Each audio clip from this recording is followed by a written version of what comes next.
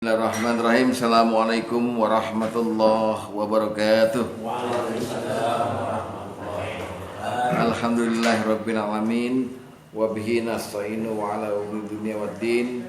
Wassalatu wassalamu ala asyrofil anbiya'i wal mursalin wa ala alihi washabihi ajmain. Amma ba'du. Fa ya ibadallah usikum wa nasibi taqwallah wa ta'ati la'allakum turhamun. Ma'asyiral muslimin wa zikratul mukminin, patut dan layak kita mari sama-sama bersyukur kembali kehadirat Allah Subhanahu wa taala. Pada malam ini kita diberikan kemampuan dan kemauan serta kekuatan supaya bisa hadir dalam majlis yang mulia ini, Majlis Ta'lim Nurul Iman yang telah kita geluti selama 20 tahun lebih. Mudah-mudahan Allah mengukur amal ibadah kita ini berupa taklim ini sebagai amal yang makbulatun, amal yang diterima, dan Allah memberikan kita rahmat serta ampunannya. Amin ya rabbal alamin. Pada malam ini kita meneruskan lagi mengenai hikmah di balik musibah. Sepakat kita minggu lalu hikmah itu kita definisikan, kita takrif sebagai rahasia dan pelajaran apa yang bisa kita ambil di balik musibah. Lalu saya menyebutkan pada minggu lalu hikmah di balik musibah itu ada 3. Pertama, hikmah itu terjadi karena kudrah Allah, kodrat Allah. Kudrah sendiri itu kemudian kita uraikan berupa kekuasaan Allah dan berupa takdir Allah. Kekuasaan Allah yang merencanakan, Allah yang menciptakan, Allah yang memiliki, ya kan? Ya. Dan sebagainya. Lalu kalau takdir Allah adalah rencananya Allah, di samping apa lagi? Rinciannya Allah, dan kemudian apa? Ketetapan, ya. Itu namanya takdir semuanya. Jadi musibah itu terjadi karena itu. Sehingga kita sampai di bab pertama kemarin aja udah cerah deh. Udah musibah itu ya semacam ini Allah lah, permainan Allah ya pada kita semuanya. Yang tujuan musibahnya sudah kita uraikan sebelumnya kan. Kejadian itu udah kudrah Allah. Udah kudrah itu. Nah, pada malam ini kita masuk hikmah kedua. Apa hikmah kedua dari musibah ini? Di balik setiap musibah yang terjadi ada iradat Allah. Iradat atau iradah ya. Apa makna iradah yang sebenarnya? Iradah artinya maknanya kehendak. Apa? Kehendak. Kehendak tuh kalau bahasa Indonesianya kemauan, keinginan. Baik Allah sebagai pencipta punya iradat. Allah berkehendak. Manusia juga punya iradat. Bedanya dulu ya. Kalau manusia punya keinginan, punya iradat, dasarnya manusia itu butuh. Ya, butuh bahasa Arabnya fakir. Maka Allah bersumpah dalam surat 35 ayat 53 ayat 31 ya. Ya ayuhan nas antumul fuqara'u ilallah. Wahai manusia, kamu yang butuh pada Allah. Allah Maha Kaya. Itu dia tuh dasarnya, kemauan manusia, iradat manusia itu levelnya butuh. Kalau level iradat Allah bukan butuh. Iradat yang dimiliki Allah berkehendak tuh artinya Allah mendorong takdir. Jadi semua takdir Allah itu dasarnya iradat Allah. Allah kepengen, saya pengennya begini gitu. Jadi kita bisa bilang sekarang secara kasar, iradat Allah itu adalah keinginan yang utama, nggak bisa diganggu gugat. Contohnya begini, kalau ada seseorang pemilik perusahaan, bos pula, CEO dan owner dari perusahaan, lalu meeting sama anak buahnya, direktur, GM, manajer semuanya dikumpulin. Dia bilang, saya lihat ini penjualan tahun ini rada turun. saya kepengennya, nah kepengennya nih, kepengennya, ya, ini tahun meningkat 27% naik gitu. Nggak boleh yang bantah itu. Kenapa nggak boleh dia bantah? Karena dia yang punya perusahaan itu, dia yang punya, dia yang kelola gitu. Apa keinginan dia mesti diturutin. Nah begitulah level iradat Allah. Ketika Allah dan Allah mengumumkan iradatnya ini di Quran, dan hadis banyak sekali, ratusan iradat yang nggak terhingga gitu. Nah musibah salah satunya terjadi karena iradat Allah, karena Allah kepengen naruh musibah di seseorang. Nah itu namanya iradat Allah, ya. Nah malam ini kita nerangin 4 hal. Pertama kita menerangkan nanti posisi Allah berkehendak seperti apa. Bab pertama. Jadi posisinya gimana nih Allah ini berkehendak nih? Kayak apa kehendaknya Allah? Yang kedua, jenis-jenis kehendak Allah. Yang pertama posisi. Posisi ya. Jadi Allah berkehendak seperti apa itu? Ya. Posisi Allah gitu. Nah, yang kedua jenis-jenis iradat Allah atau jenis-jenis kehendak Allah apa aja tuh? Ya. Nah, jenis-jenis kehendak Allah ini sebenarnya cuma 2, yaitu kehendak yang sudah, Itu ya, apa? yang sudah, yang sudah dan akan terwujud. Jadi yang sudah terwujud dan yang akan terwujud.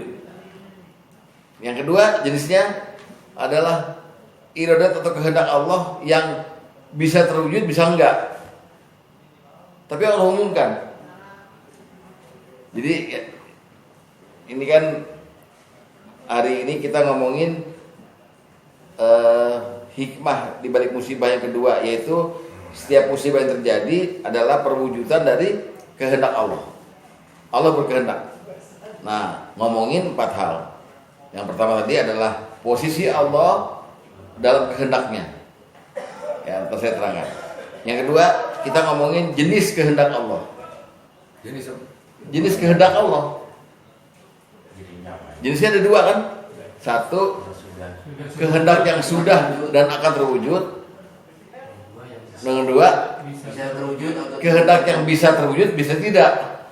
Tapi Allah udah umumkan, saya maunya begini. Nah itu bisa terwujud, bisa tidak, tergantung Allah. Itu yang kita mesti hati-hati sebenarnya. Ya. Nah ini ngomonginnya agak tinggi karena kita ngomongin hikmah nih, ngomongin hakikat. Kemudian yang mau kita omongin malam ini yang ketiga, sifat-sifat kehendak Allah. Jadi iradat Allah tuh punya sifat, ya, yaitu sifatnya nggak bisa ditawar, nggak bisa ditolak dan terukur.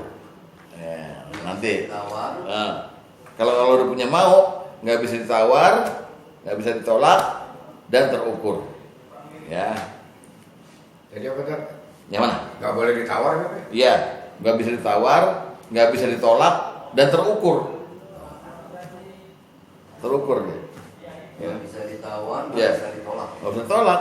Kalau orang udah punya mau, siapa yang bisa nolak? Jangan gitu dong ya Allah, nggak bisa. Ya. Nah terakhir yang mau kita omongin nanti, yang keempat adalah kaifiyah Allah berkehendak seperti apa. Kaifiyah itu tata cara Allah berkehendak. Jadi Tata cara? Allah berkehendak.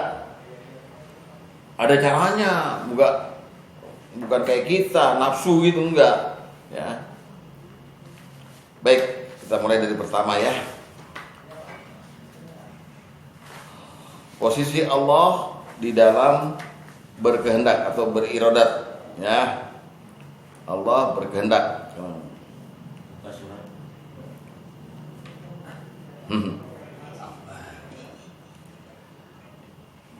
Pertama, posisi pertama,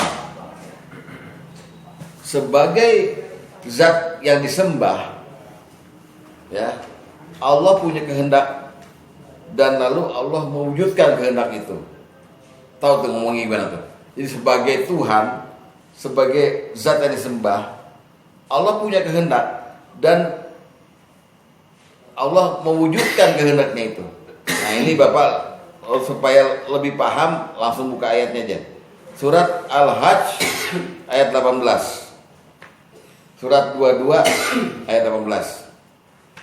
Nah, Ayat 5. ayat 18. Surat 22 ya, Al-Hajj ya. Oke. Pelan-pelan Pak ya, ini karena kita lagi nyari hakikat nih. A'udzubillahi minasyaitonirrajim. Alam taro annallaha yasjudu lahu man fis samawati wa man fil ard. 15. 22 ayat 18. Ya. Tadi 5. Apakah kamu tidak mengetahui bahwa kepada Allah lah bersujud apa yang ada di langit dan di bumi? Satu ya. Wasyamsu wal qamar wan nujumu wal jibal wasyajaru wad dawabu wa kasirum minan nas. Yang bersujud itu dirinci sama Allah. Matahari, bulan, bintang, gunung, pohon-pohon, binatang melata dan sebagian besar manusia, semua bersujud. Terus wa kasirun haqqo alaihil abdu, ya, dan banyak di antara manusia yang telah ditetapkan azab atasnya. Dan barang siapa yang dihinakan Allah, tidak seorang pun yang memuliakannya. Baru ditutup dengan innallaha yaf'alu ma yasha. Allah itu berbuat apa yang dia kehendaki. Ini hak iradat pertama ini. Ya, mau memuliakan, mau menghinakan, tapi dasarnya karena dia zat yang disembah. Makanya Allah tanya, apakah kamu tahu semua yang lain di bumi itu sujud sama saya? Matahari, bulan tuh, ini powernya dikeluarin nih, ya kan? Satu aja manusia. Iya, dan sebenarnya manusia semuanya, gitu. Dan aku berbuat sekehendakku. Mau apa lu? Nah, gitu kira-kira. Ini gawat ini ayat gawat. Jadi yang dinyalakan bukan manusia aja Pak Haji ya. Wah. Termasuk gunung. Wah, semua. Oh, Makanya gunung meletus apa gitu. cara Allah menghina gunung gimana? Allah buat tamsil di Al-Hasyr. Ya kan? Kata Allah apa? Yang khosyi'ah itu Perkembangan. kalau Allah taruh Quran itu di atas gunung, lalu gunung itu meledak gitu. Dan tapi di atas semua itu yang disebut jahula bodoh cuma manusia. Gunung pernah dititipin Quran sama Allah. Nih gunung Quran nggak mau, ya kan gitu. Nah jadi di sini ya ini disebut bahwa aku adalah zat yang disembah dan aku bebas berbuat sekehendakku. Sekehendakku namanya iradat. Iradat itu ada persamaannya, masyiah. Nanti Bapak ketemu begini. Liman fa'alu liman yurid misalnya. Allah berbuat sekehendaknya. Atau bisa juga fa'alu lima yasha kayak ini nih. Ya, jadi yasha dan yurid sama. Al yurid asalnya dari iradah, kalau yasha dari masyiah. Artinya sama-sama kehendak. Oke? Pertama itu. Ya, saking bebasnya Allah berkehendak, kita buktikan di hadis nomor 1. Jadi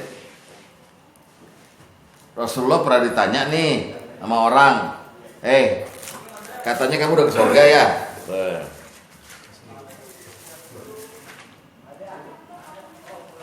Nomor 1 ya, lihat ya.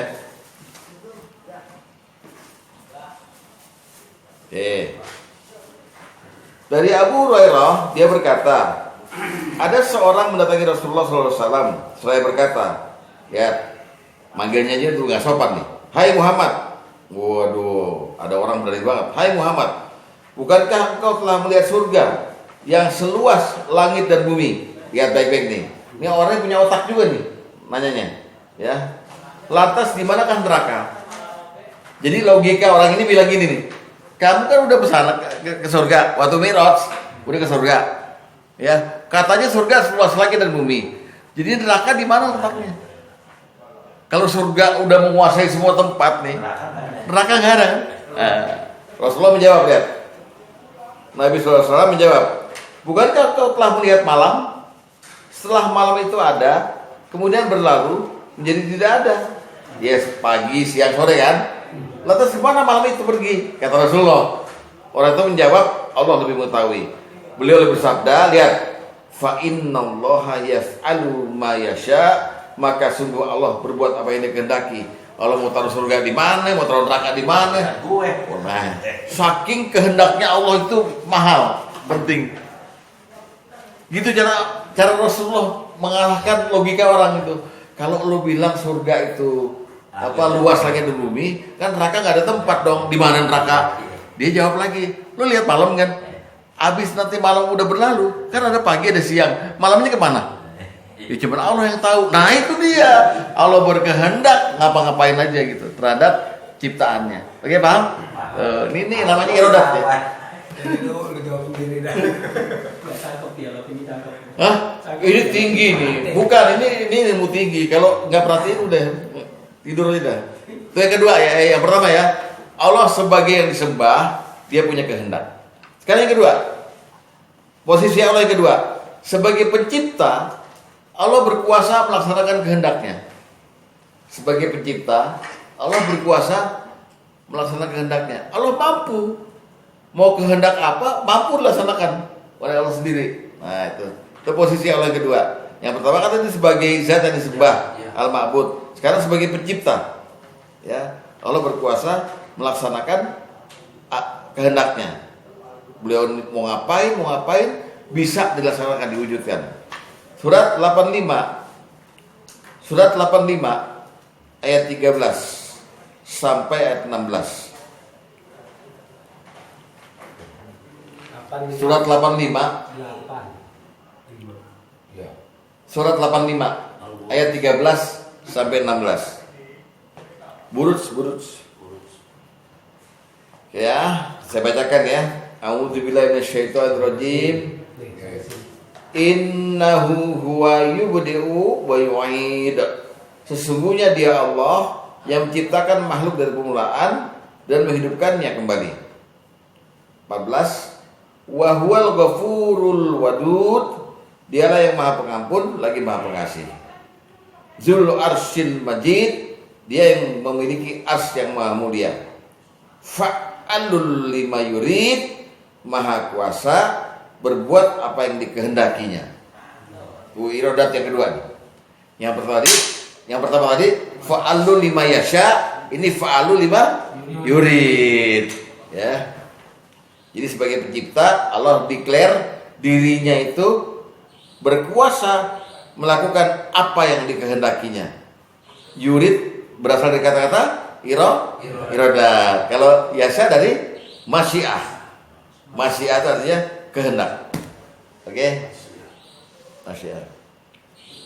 Jadi Allah menyatakan diri yang menciptakan makhluk dari permulaan, ngidupinnya kembali ntar di hari kiamat. Lalu Allah Maha Pengampun lagi Pengasih. Lalu Allah punya arsy yang maha mulia.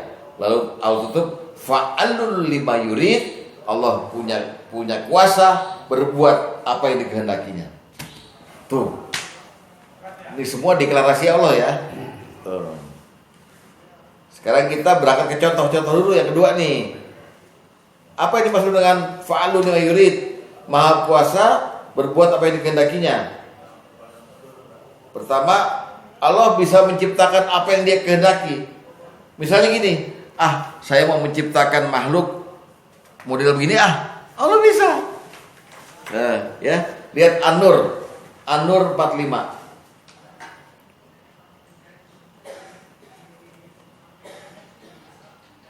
Ini nanti kaitannya sama musibah nih Pak ya. Kita kan ngomongin musibah ya. Ini sebenarnya kita ini dulu mendalami irodatnya dulu. An-Nur ayat 45 udah buka? Baik, saya bacakan ya. Wallahu khalaqa kullu dabbatin mimma. Dan Allah telah menciptakan semua jenis hewan dari air. Faminhum may yamshi ala botni. Maka sebagian dari hewan itu ada yang berjalan dengan perutnya, kayak anjing laut, ya kan, singa laut, katanya, sama perutnya ya. Wa minhum may yamshi ala rijlain. Dan hewan itu ada yang berjalan dengan dua kakinya, ya kan? Terus wa minhum may yamshi ala arba. Ada juga yang jalan dengan 4 kaki. Yakhluqullahu ma yasha. Allah ciptakan apa yang dia mau, apa yang dikehendakinya, betul? Ya, terus Apa katanya? Sungguh Allah Maha Kuasa atas segala sesuatu. Bayangkan sekarang, iradat Allah dihubungkan dengan kudrat. Ini lihat. Terakhir lihat. Dengan kekuasaan dong, dengan takdir. Lihat nih. Yakhluqullahu ma yasha. Allah menciptakan apa yang dikehendaki.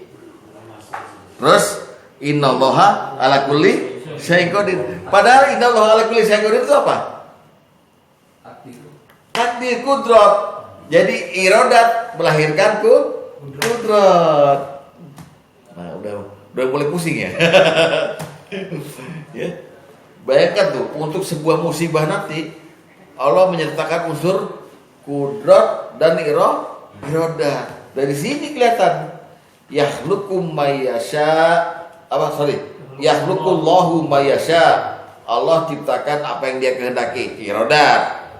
Innallaha ala kulli syai'in qadir, kudrat. Qadir. Takdir ya? Iya, takdir. Paham? Kaitannya benang merahnya nanti itu. Jadi sebelum adanya qadir, keputusan Allah, ketetapan, rencana, Allah berkehendak dulu. Berkehendak. Ya kan? Ya. Nah, ada kehendak, ada iradat, ada kudrat. Atau bisa dibalik nanti. Kudrat dulu, iradat dulu. Menyusul bisa nanti. Nanti saya terangkan. Tuh, saking kuasanya Allah. Itu yang kedua ya. Jadi yang pertama tadi Allah sebagai yang disembah, Allah sebagai pencipta. Gitu kan? Lihat hadis nomor 6 lagi. Hadis nomor 6. Hadis 6. Supaya lebih jelas lagi mengenai yang kedua ini. Dari Qabisah Al-Bujali, dia berkata, ketika matahari mengalami gerhana, maka Nabi sholat 2 rakaat sampai matahari terang kembali. Kemudian beliau bersabda, sesungguhnya matahari dan bulan tidak mengalami gerhana karena kematian seseorang. Akan tapi keduanya adalah ciptaan Allah. Ya, wa yuhdisullahu fi khalqihi ma yasha. Dan Allah berbuat sekehendaknya terhadap ciptaannya. Mau diapain kek, mau dibikin pengkor kek, boleh. Bulan sama matahari mau saling menutupi, terserah Allah aja gitu. Saking Rasulullah membela yang namanya iradat Allah. Iradat dan kudrat sekaligus. Yes, Bapak bayangkan, Allah di awal udah bilang, matahari saya ciptain. Matahari sujud sama saya. Sekarang Rasulullah nerangin lagi. Allah membuat matahari itu gelap, terang, dia bisa. Berkehendak bisa begitu diwujudkan. Makanya mau panas, mau mendung. Nah, itu ya. Paham di sini ya. Nanti kalau di ujungnya ntar dikaitin musibah jelas jadinya. Oh, musibah ini bukan sembarangan main plung. Ada kehendak di situ dan ada kekuasaan Allah untuk mewujudkan gitu. Maksud saya mau nganternya gitu. Tapi kita mesti pelan-pelan nih, soalnya ya. Yang kita omongin sifat Allah soalnya. Nah, terakhir posisi Allah sebagai apa? Tadi sebagai yang disembah, sebagai pencipta, sekarang sebagai pemilik. Sebagai pemilik segalanya, Allah bebas berkehendak, bebas beriradat, dan bebas menentukan siapa yang dikehendaki Allah. Jadi bebas berbuat, berkehendak, dan bebas menentukan siapa yang bukan jadi korban ya, yang jadi sasaran kehendak Allah. Bukan musibah nanti Pak. Jangan musibah dulu terus keok gitu. Jadi Allah sebagai pemilik segalanya, Allah bebas berkehendak kan, ya, dan menentukan siapa sasaran yang mau dikehendaki. Kayak macam beginilah, Qulillahumma malikal mulki tu'til mulka man tasya wa tanzi'ul mulka mimman tasya. Ya, Allah berikan kekuasaan siapa yang dikehendaki. Ya, Allah bebas. Misalnya Allah bebas menentukan Zainuddin MZ. Zainuddin MZ itu kiai yang dibutuhkan jutaan orang. Saking bagusnya ceramahnya. Umur 60 dimatiin sama Allah. Zainuddin umur 60 dimatiin sama Allah. Kenapa? Ya Allah berkehendak. Dan Allah mampu mewujudkan kehendaknya. Mati. Itu pahamnya. Saking hebatnya Allah. Kenapa begitu Allah? Karena Allah memiliki Zainuddin. Karena Allah menciptakan Zainuddin. Dan karena Zainuddin menyembah Allah. Makanya Allah bebas saja berkehendak. Gak ada yang begini. Makanya walam yakul lahu kufuwan ahad. Ya paham ya di sini ya. Ini neranginnya mesti hati-hati. Nanti kalau Bapak nerangin ke orang lain nih, ya. Jangan sampai nanti ada yang orang awam nggak, Allah egois dong. Enggak. Namanya pemilik, owner, namanya penguasa, gitu, ya. Jadi begitulah kira-kira kepunyaan Allah lah, ya. Inspirasinya bos tadi ada itu. Iya, bos tadi itu. Ali Imran 129. Ali Imran 129.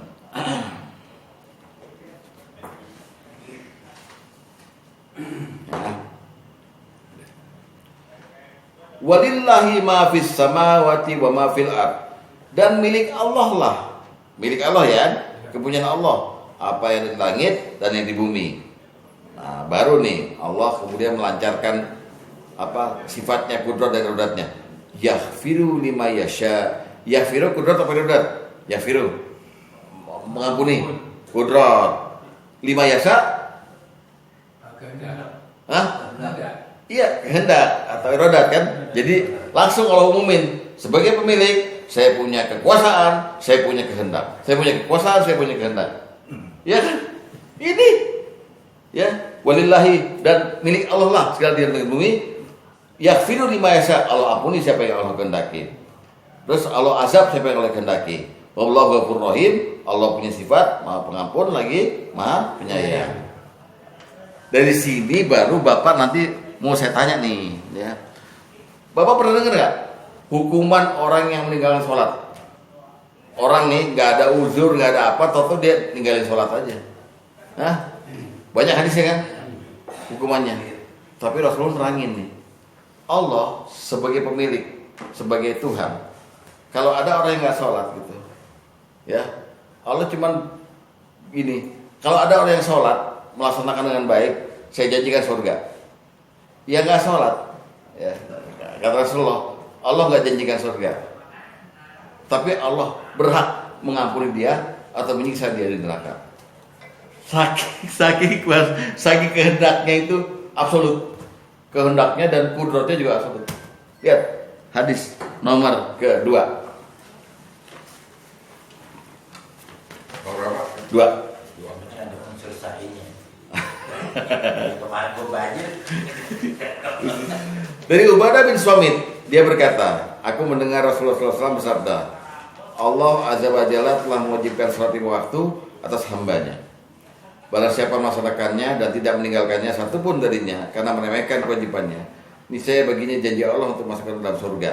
Enak nih, kita salat lima waktu aja asal surga. Barang siapa tidak melaksanakannya, niscaya dia tidak akan mendapatkan janji Allah tersebut. Jika Allah berkehendak, Allah akan menyiksanya, dan jika Allah berkehendak, Allah akan masukkannya dalam surga. Padahal nggak sholat, ya. Kalau Allah berkehendak, Allah nyiksa. Tapi kalau Allah berkehendak, Allah masukin surga aja. Padahal nggak sholat. Ada mau lawan gimana juga? Makanya kalau udah bicara musibah nantinya ini kehendak Allah, gimana yang mau protes? Susah. Saking Allah punya kehendak yang absolut dan kudrat yang absolut gitu loh. Ini Rasulullah yang terangin. Ya. Rasulullah sendiri juga ditegur ya ketika sahabatnya yang meninggal itu. Ya. Urusan apa? Sudah loh. Biasa orang Akhirnya denger irodat pasrah kan. Dengan kudrat pasrah, dengan irodat pasrah itu. Jadi musibah ini hikmahnya bukan cuma tujuan Allah ngampunin dosa, bukan. Di situ Allah ingin menunjukkan Anda berhadapan sama siapa nih, gitu loh, ya. Nah, itu bab 1 ya. Jadi posisi Allah itu begitu. Sebagai yang disembah, sebagai pencipta dan sebagai pemilik. Allah bebas berkehendak. Yang nggak sholat, wah asik juga deh. Duh, asik gimana? itu pilihan dan Allah yang berkehendak pilih. Ya kalau Allah lihat, wah. Kalau itu kalau hoki deh. Apa tuh? Tapi saya selalu begini. Gimana? Engkau telah memulai nikmat sehat namanya. Tapi ya Allah ampunilah dosa saya ya Allah. Lalai. Baik, kita masuk ke bab 2. Jenis-jenis kehendak Allah. jenis-jenis kehendak Allah. Nah, ada dua tadi kan? Satu kehendak yang sudah dan akan terwujud, satu lagi kehendak yang bisa terwujud, bisa tidak terwujud. Nah, bingung nggak? Bingung kan? Mari kita lihat kehendak yang sudah dan akan terwujud. Ya, kita akan beri contoh-contohnya dulu. Ya Allah.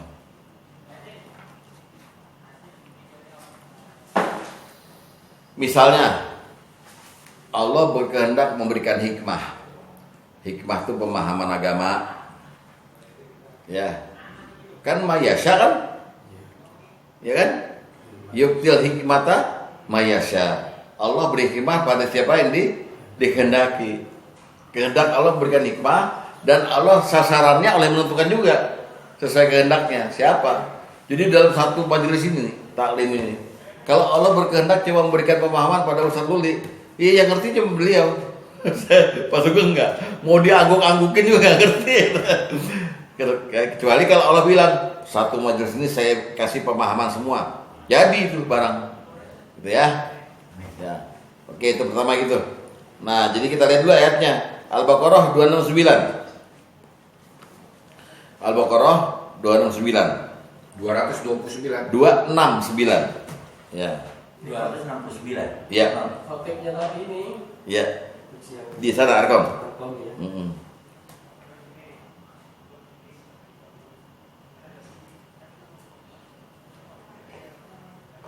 Jadi kalau Bapak nanti ketemu ayat lagi yang ada mayasya-nya, berarti Allah lagi mendeklar kehendaknya nih. Ya, lagi mengumumkan kehendaknya. Ya. A'udzubillahi minasyaitonir rajim, yu'til hikmata mayasya. Allah kasih hikmah, Allah memberikan hikmah kepada siapa yang dikehendaki. Allah memberikan hikmah itu sebenarnya ada dua macamnya. Allah memberikan hikmah sebagai takdir, Allah memberikan hikmah sebagai kehendak. Ya kan? Udah dua-duanya. Tapi sasarannya sesuai kehendak Allah. Ya kan? Yuktil hikmah sama yasya ke sini atau ke sini enggak, ke sini Allah. Barang siapa yang dikasih hikmah sama Allah katanya, dia telah dikasih pemberian yang sangat banyak. Ya kan gitu ya? Dan hanya orang berakal yang bisa mengambil pelajaran. Ini adalah jenis yang pertama, yaitu kehendak yang sudah terwujud. Udah kan? Orang-orang banyak dikasih hikmah kan? Luqman dikasih hikmah kan? Nabi-nabi dikasih hikmah semua.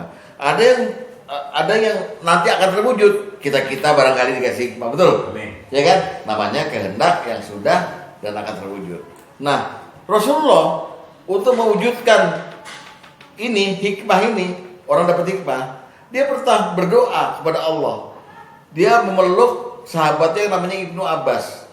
Dipeluk, didoakan, ya Allah, berikanlah dia hikmah dan pemahaman.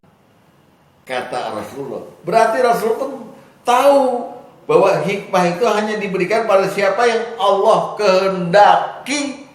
Lalu Rasulullah menyambut ini dengan kata-kata, ya Allah kasih dia hikmah. Gitu loh. Maka ini namanya kehendak Allah yang akan terwujud kalau kita minta. Nomor 2-nya nih. Ya paham ya? Nomor 2-nya berarti ya. Yang Maksudnya? bisa dan tidak bisa terwujud. Belum. Baru nomor 1 ini.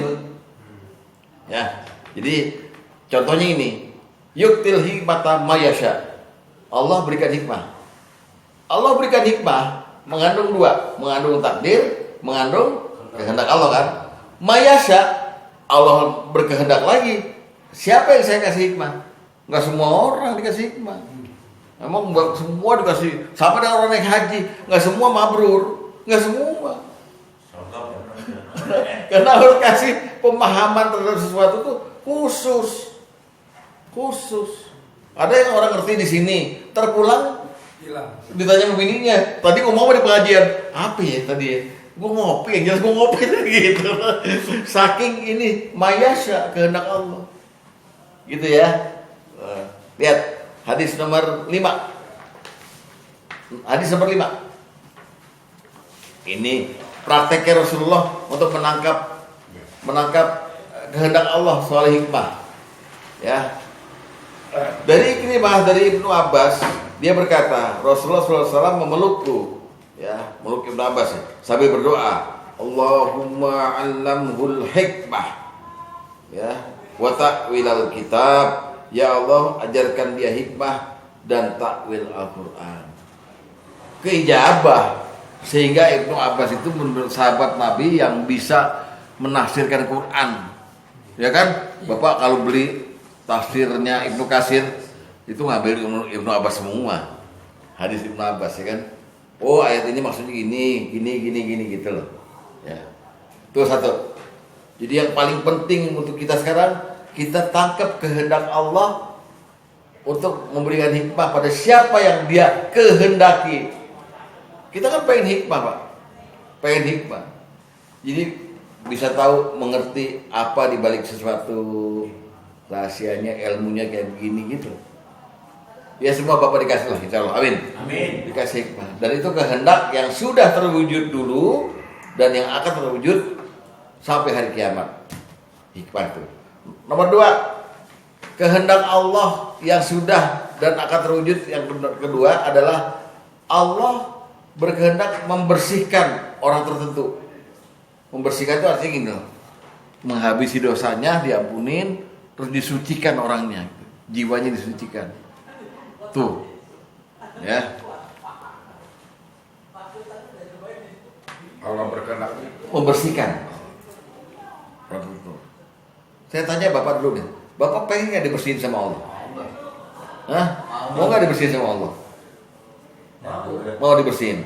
Padahal Allah dalam Quran juga nyuruh sebelumnya, qad aflaha man zakkaha, faqad khaba man dasaha. Jadi kita sendiri disuruh aktif dulu. Ayo, tolong bersihin diri sendiri. Ya kan jiwanya. Tapi sebelumnya yang bersihin tuh Allah. Allah diklaim di Quran tuh yang bersihin cuma saya. Lo mau bersihin, lo mau beli karbol kayak apa? Kalau nggak tahu cara bersihinnya, nggak minta sama saya, nggak bakal terwujud kebersihannya itu. Jadi kehendak Allah yang kedua ini, yang sudah terwujud dan akan terwujud adalah Allah berkehendak membersihkan orang tertentu. Ini perlu kita tangkap. Selain hikmah, ini perlu kita tangkap juga nih. An-Nur, bukan An-Nur, di ayat 21, surat An-Nur. An-Nur ayat 21. Jadi ilustrasinya mungkin kalau kita disuruh nyemplung ke kolam dulu. Iya. Ya. Baru nanti Allah kesini. Iya. Yang penting ada action dulu, jangan nunggu dulu gitu. Tapi jangan lupa kuncinya bukan di situ. Kuncinya pada waktu nyebur ke empang itu, minta sama yang punya empang, tolong dong air dibersihin gitu. Kadang lupa. Gitu. Nah, oke. Lihat An-Nur ayat 21. Ya ayyuhalladzina amanu, wahai orang yang beriman, la tatabi'u khutuwatis syaitan, jangan ikuti langkah-langkah setan. Wa may yattabi' khutuwatis syaitan, siapa yang ikut langkah setan, fa innahu ya'muru bil fahsya'i wal munkar, maka setan itu menyuruh pada yang fahsya dan munkar. Walaula fadlullahi alaikum, dan sekiranya bukan karena keutamaan dari Allah dan rahmatnya kepadamu, ma zaka minkum min ahadin abada, tidak akan ada orang yang bersih selama-lamanya. Lihat, walakinnallaha yuzakki mayyasha, tapi sungguh Allah membersihkan siapa yang dikehendakinya. Dia ada kehendak Allah itu, ya kan? Terus wallahu samiun alim, Allah maha mendengar lagi maha melihat, maha mengetahui. Lihat baik-baik, ini adalah iradat Allah yang kedua yang agung. Allah berkehendak membersihkan siapa yang dia kehendaki. Gak semua. Mari kita tangkap yang pertama hikmah, kedua kebersihan jiwa. Gak bisa masuk surga kalau gak bersih jiwanya. Siapa yang masih kotor dan pelungin neraka lagi. Tapi Allah berkehendak, dia pengen bersihin siapa yang dia kehendaki. Nah, gimana caranya? Ya pertama tadi, penuhi berita Allah. Allah menyindir itu. Fa'alhamaha fujuraha wa taqwaha. Qad aflaha man zakkaha. Allah ilhamkan pada jiwa itu kefasikan, kefajiran dan takwa. Siapa yang beruntung, siapa yang membersihkannya. Oh, berarti masih aktif kita bersihin.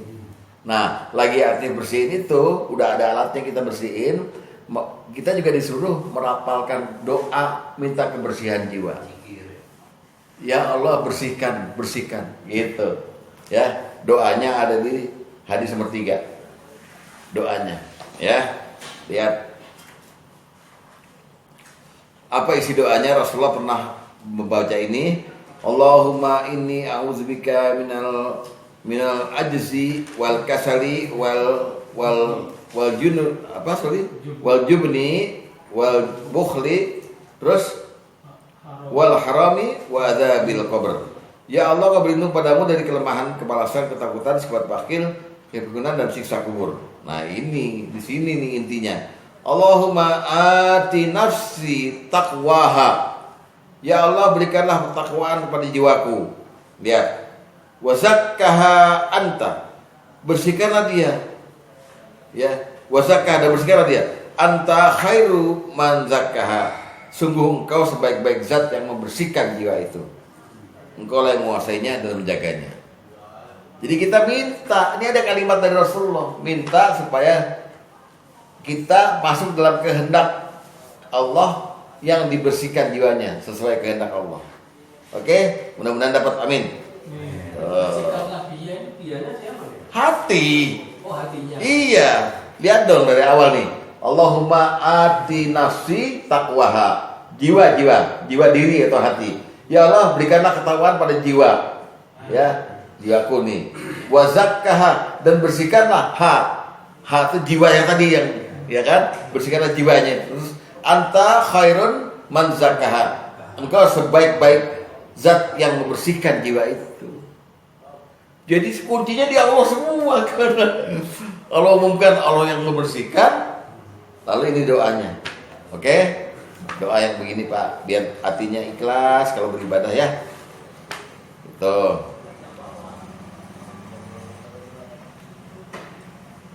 Oke? Masih ke contoh yang pertama ya. Masih yang kepada kehendak yang sudah dan akan terwujud kan Mas ya. Masih di situ ya. Belum nomor 2 nih.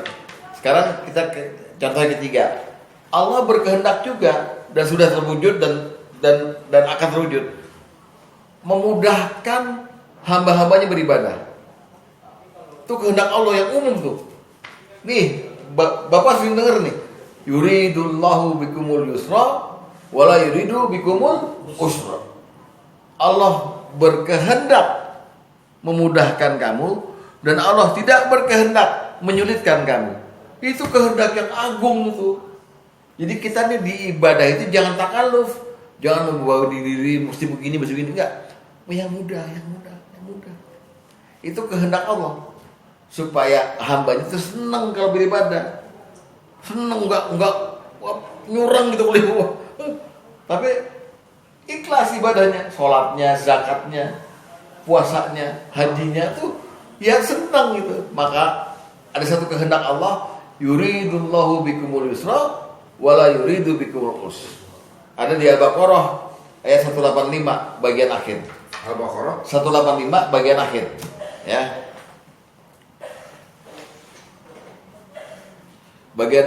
Bagian satu kalimat sebelum akhir. Bunyinya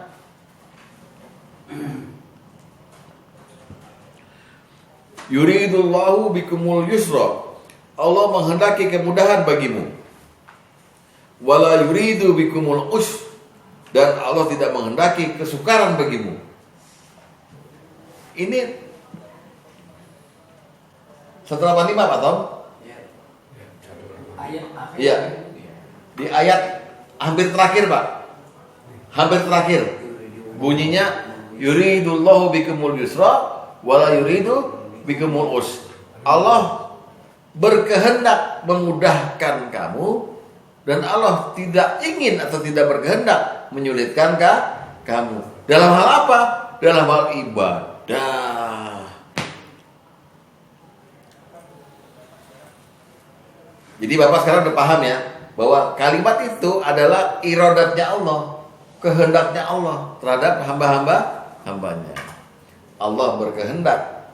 Nah, ini kehendak yang ini dulu udah terwujud, ya kan? Udah dong. Banyak orang yang udah merasa mudah beribadah. Akan terwujud juga setelah kita tahu ini bahwa ternyata ibadah yang penting kita mudah, jangan dipersulit, ya. Betul. Maka Rasulullah berprinsip yasirru wala tu'assiru, mudahkan jangan dipersulit.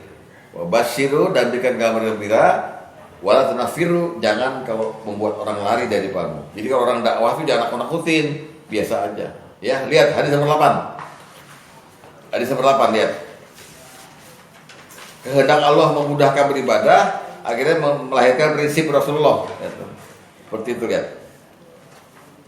Dari Abu Athoyah dia berkata, aku mendengar Anas bin Malik radhiyallahu anhu berkata, Nabi SAW bersabda, yasirru wala tu'assiru, wa basyiru wala tunaffiru.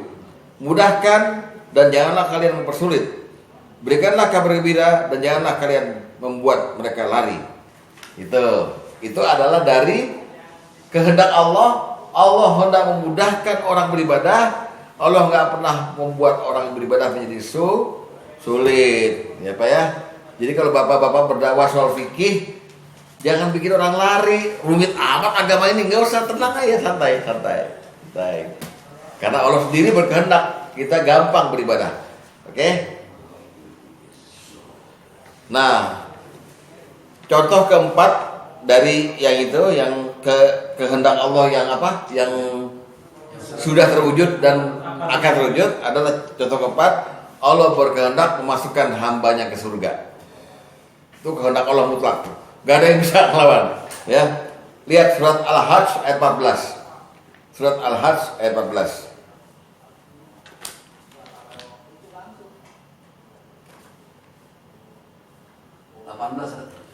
14. Lihat ya. Innallaha yudkhilul ladzina amanu wa 'amilus solihati jannatin tajri min tahtiha al-anhar. Sesungguhnya Allah memasukkan orang-orang yang beriman dan mengerjakan amal soleh ke dalam surga yang di bawahnya mengalir sungai-sungai. Ya, innallaha yaf'alu may yurid. Sungguh Allah berbuat apa yang Dia kehendaki.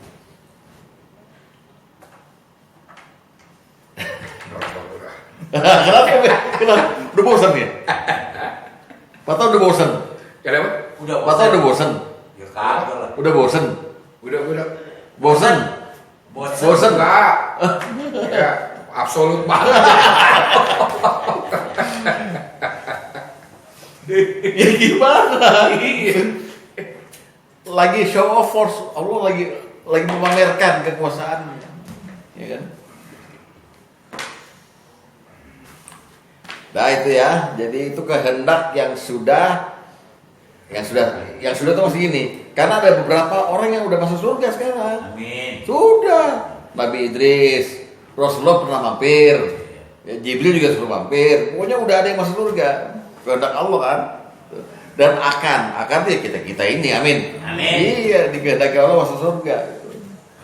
Malah kalau pas Sugeng pengen kan berkehendak, masuknya nggak dihisap dulu kan? Iya. Ngolos gitu aja. Iya. Kalau mati jangan dikafanin, pakai daun pisang. Bener loh. Iya. Nanti ada malaikat nanya, man rabbuka? Saya lemper gitu kan. Kalau lemper kan nggak dihisap. Ya, itu kehendak Allah. Jadi kehendaknya. Kalau bisa jawab berarti dia nggak diberi kemudahan. Nah sekarang kehendak Allah yang bisa terwujud atau bisa tidak terwujud. Jadi saya ulangi, kehendak Allah yang bisa saja terwujud, bisa saja tidak terwujud. Ya, tapi Allah umumkan, kehendak itu Allah umumkan. Ya, ayo kita lihat. Contohnya kayak apa? Ada juga ya.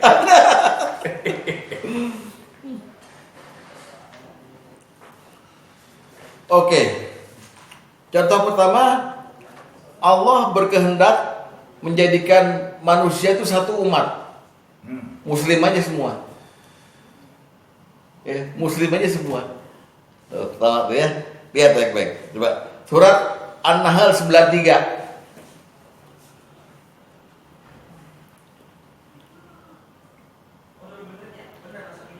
An-Nahl 93. Oke, ya, lihat baik-baik nih. walau sya Allah, dan sekiranya Allah berkehendak, Allah menghendaki. Kalau Allah menghendaki itu ya, walau sya Allah, kalau Allah menghendaki ya, la ja'alakum ummatan wahidah. Allah jadikan kamu satu umat saja, Islam semua. Oke? Kalau Allah menghendaki. Kira-kira terwujud gak? Hah? Bisa saja terwujud. Tapi sekarang terwujud gak? Tidak. Berarti tidak terwujud kan? Allah bilang kalau saya menghendaki bisa saya jadiin semua satu umat. Oke? Tapi Allah menyesatkan siapa yang dikehendakinya. Maksudnya yang bukan Islam udah pasti sesat. Atas kehendak siapa? Allah. Oke, terus dan memberi petunjuk Islam pada siapa yang dikehendakinya. Ya kan? Berarti Allah yang berkehendak kan? Jadi bapak-bapak ini udah Islam sekarang ini bukan atas hebat, bukan bapak paham, tapi karena Allah berkehendak bapak Islam. Orang Kristen di sana tetangga kita, Allah berkehendak dia Kristen, berkehendak Allah aja. Dan Allah nggak ditanya, ya kan Allah nggak ditanya, gitu ya. Oke. Dan sesungguhnya kamu akan ditanya tentang apa yang telah kamu kerjakan tuh. Kamu yang ditanya, bukan Allah yang ditanya. Oke. Ya, jadi ayat ini menyatakan bahwa ada kehendak Allah yang bisa saja diwujudkan, bisa saja tidak.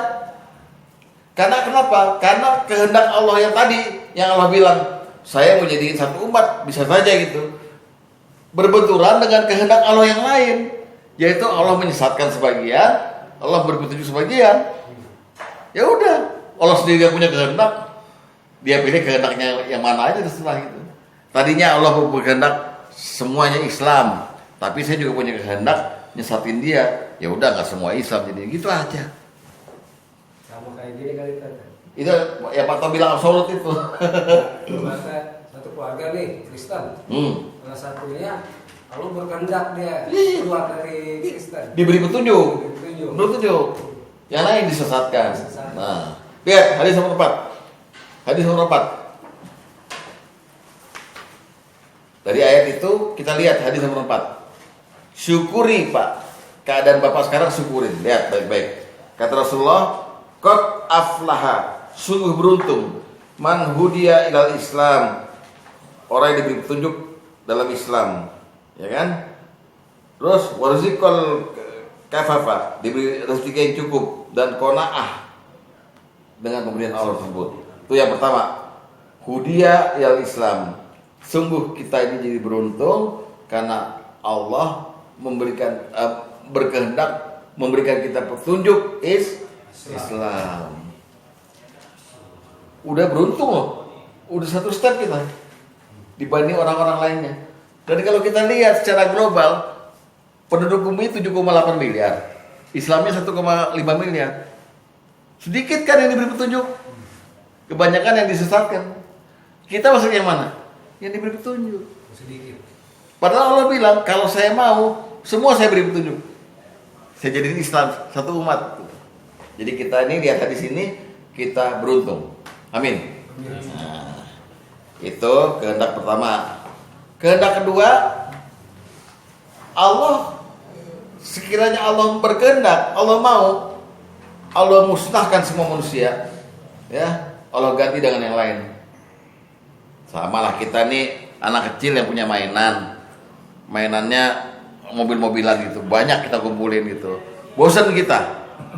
Kalau saya mau, saya buang semua, saya beli lagi gitu lah, gitu aja. Sekarang dia lem biru. Ya. Lihat surat An-Nisa 133. Anissa ayat 133.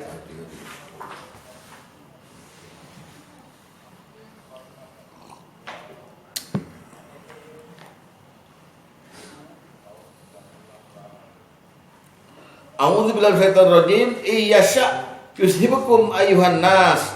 Jika Allah menghendaki, niscaya dimusnahkan kamu semua wahai manusia. Wa ya'ti bi akharin, dan akan datang umat yang lain sebagai penggantimu. Wa kana Allahu ala dzalika qadir, dan adalah Allah Maha Kuasa berbuat demikian. Kehendaknya melahirkan kekuatan untuk melakukannya, ya. Oke? Jadi apa? istilahnya dia bilang insya, ya kan? Iya sya, kalau saya berkehendak. Saya punya kehendak itu. Saya musnahkan kamu, saya ganti sama yang lain. Saya mampu. Mau apa, Pak? Ya kan? Ini hafalan kita dulu nih. Iya.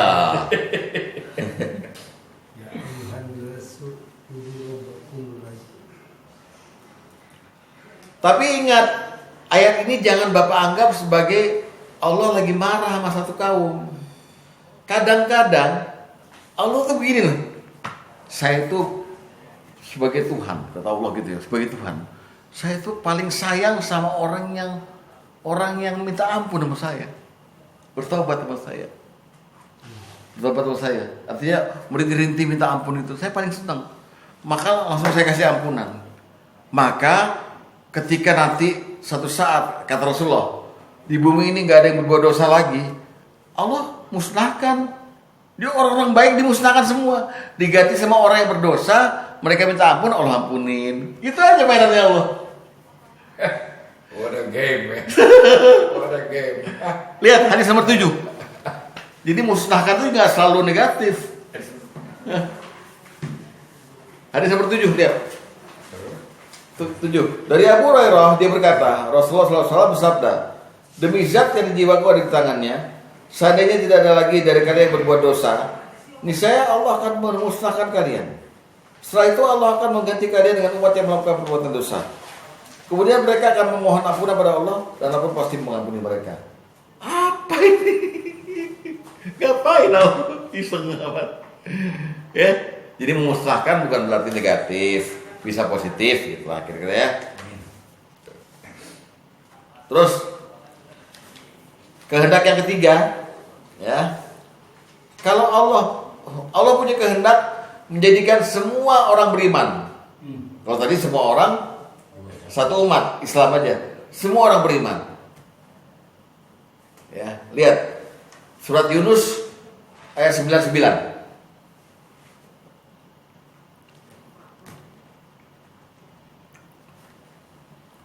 Surat Yunus ayat 99. Ya. Nah, baik. Walau syaa rabbuka la'amana man fil ardi kulluhum jami'a.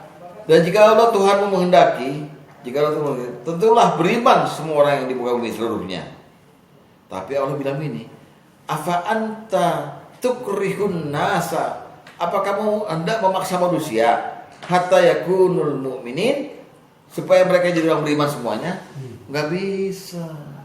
Kenapa? Karena terbentur lagi dengan kehendak Allah sendiri. Lihat baik-baik. Surat Al-Kahfi ayat 29 menyatakan al-haqqu mir rabbika rabbikum. Terus faman syaa'a falyu'min wa man syaa'a falyakfur. Wah, syaa'a, lihat tuh. Jadi Allah sendiri kayaknya menghargai orang yang punya kehendak. Lihat deh. Kebenaran dari Tuhanmu. Siapa yang berkehendak mau kafir, silakan kafir. Siapa yang berkehendak beriman, mari beriman.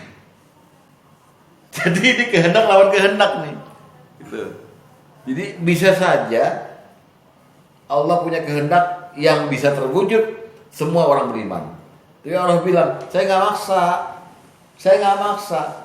Dalam Al-Kahfi 29 disebut, saya nggak maksa. Memang saya Tuhanmu, tapi mau beriman sama saya silakan, mau kafir silakan. Al-Kahfi 29 bukan? Al-Kahfi 29. Al-Kahfi 29. Nanti kan Pak. Tapi Yasin.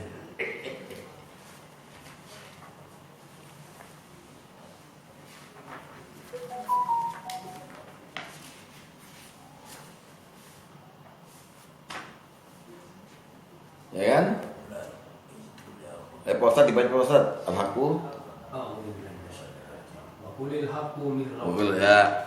Faman syaa'a falyu'min wa man syaa'a Falyakfur.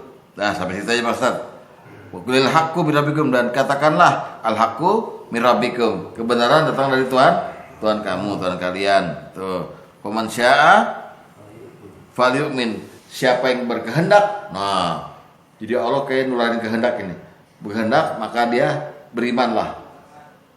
Terus waman syaa, siapa berkehendak kafir, maka biarkanlah dia kafir. Jadi intinya tidak ada paksaan untuk beriman. Maka Allah tadi bilang, aku berkehendak mau mengimankan seluruh manusia, tapi aku nggak maksa. Maka kehendaknya itu tidak diwujudkan. Maka masuklah di dalam kehendak Allah yang bisa saja terwujud, bisa saja tidak terwujud. Nah, ini bab 2-nya kelar ya. Saya tawarkan nih, udah 1 jam. Bapak mau lanjut bab 3 dan bab 4 apa minggu depan? Takut bosan. Kalau saya mah kuat aja nih. Masih jam 11 ya? Loh, jam 11. Oh iya, masih jam 11 ya? Mendidih. Ya udah, minggu depan. Loh. Tapi lebih berdiri, Pak Tom, lebih berdiri di mana? Yang kudrat apa yang rodat? Yang kudrat apa yang rodat? Yang bodoh. Iya, yang minggu lalu, yang kudrat sama ini. Lebih berdiri di mana?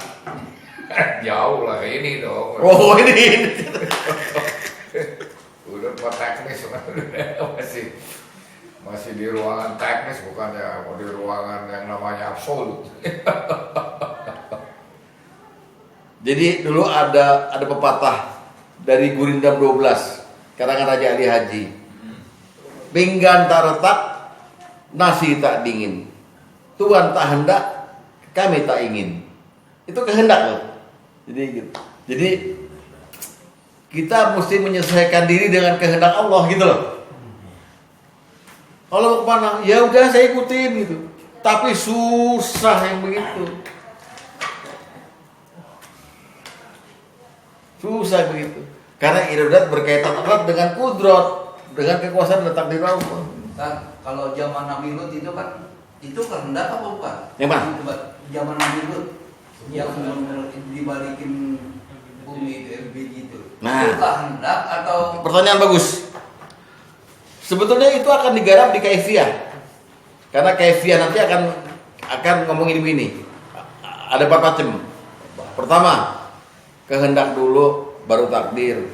Kedua, takdir dulu baru kehendak. Ketiga, kehendak dulu, ada perubahan, ada takdir baru. Macam-macam berarti. Bab 4 nanti. Pertanyaannya itu masuk di sini. Masuk di bab 4. oh ya takdir dulu baru. Besok aja ya, besok aja. Gini kalau dengar itu takdir. Berarti takdir dulu baru kehendak itu ya. Nabi Lut itu ya. Salah satu macam itu. Iya. Salah satu macam itu. Dimusnahkan sama Allah itu. Iya. Apa diganti Karena- baru dengan Gak diganti baru, dihabisin. iya dihabisin terus ada timbul ganti baru kan. Ya enggak ada, menurut sejarahnya enggak ada, udah. Ada ya? Enggak ada. Lot lalu pindah ke negeri lain dia. Oh. Sodom dan Gomora kan dia dibalik. Diangkat dibalik. Sama dengan Nabi Nuh itu ya. Habis dimusnahkan. Kapal air itu. Iya. Padahal sebelumnya dikasih pilihan ya kan? Iya. Iya dikasih pilihan sama Nabi Lut. Jadi kehendak ini nantinya bisa jadi ada di tengah-tengah. Bisa jadi dia ada di awal. Bisa jadi dia ada di akhir. Takdir pun begitu. Dan itu bukan urusan kita. Semua Allah. Kalau zamannya Nabi Muhammad kan mungkin di surat Al-Kahfi ini yang 29 ini kalau mau jadi kafir kalau mau beriman lah. Mungkin itu kali Zat ya. Iya. Kalau di zaman Nabi Lut kan memang dihabisin, tinggal Nabi Lut doang. Kehendak Allah udah, takdir Allah udah, kehendak Allah seperti Iya. itu kan. Di zamannya Rasul mungkin banyak yang orang-orang kaum musyrikin, kaum mukminin ya di surat Al-Kahfi ini mungkin jatuhnya kayak gini kali Zat ya. Iya. Bisa nggak kayak gitu? Pilihan. Iya pilihan. Iya, pilihannya. Pilihan. Iya, betul. Mau jadi kafir lah. Betul. Oke, jadi kita terusin bab 3 dan bab 4 di minggu depan. Iya. Karena ada lagi kan, yaitu apa tadi? Sifat-sifat kehendak Allah. Wah, ini rumit nih sifat-sifatnya. Gak bisa ditolak, gak bisa di ini. Lalu yang terakhir bab nanti adalah kaifiyah. Bagaimana kehendak Allah bekerja terhadap musibah terutama ini. Ya udah. kita akhiri dulu ini, nanti kita diskusi lagi. Wassalamualaikum warahmatullahi wabarakatuh.